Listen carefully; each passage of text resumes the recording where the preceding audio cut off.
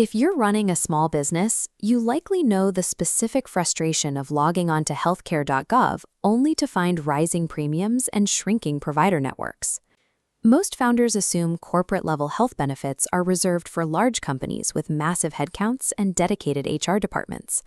That assumption often traps business owners in the individual market, where they pay for their family's coverage using personal after-tax dollars.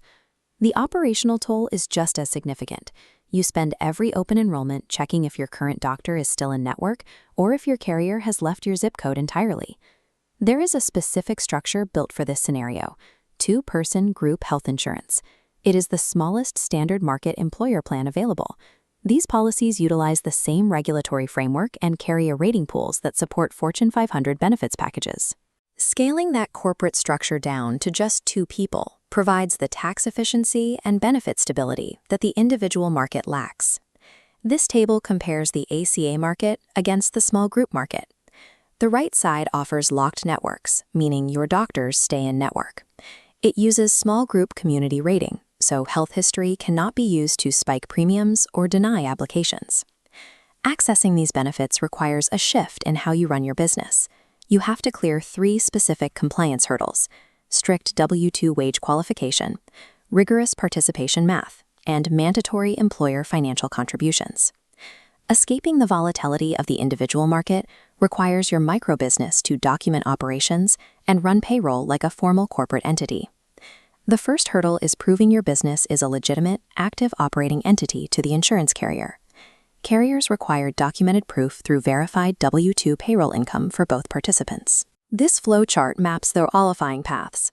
The most common is the owner plus one hire scenario, where a founder brings on their first full-time W-2 employee. Professional partnerships and working spouses also qualify, provided both individuals draw legitimate W-2 wages from the business entity. Relying on pass-through distributions, K-1s, or owner's draws will lead to an automatic carrier denial.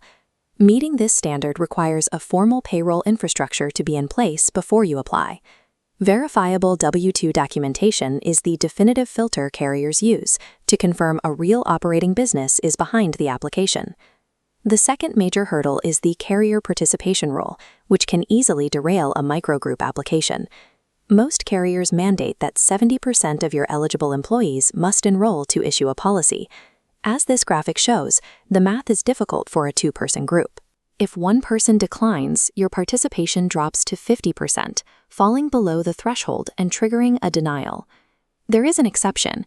If an employee has credible alternative coverage, they can sign a waiver that removes them from the calculation entirely. Valid waivers include coverage through a spouse's corporate plan, Medicaid, or as shown here, Medicare. If you cannot meet the 70, this breakdown shows how that works. Employees pay their share with pre-tax dollars, which generates immediate FICA savings for both you and your team. Choosing a high-deductible health plan as your group structure makes both participants eligible for a health savings account. This creates a triple tax advantage: pre-tax payroll contributions, tax-free investment growth, and tax-free medical withdrawals. Layering corporate deductions and payroll tax savings makes the true net cost of group coverage much lower than a comparable ACA plan. Finally, you must select the correct funding structure from over 100 available carrier options.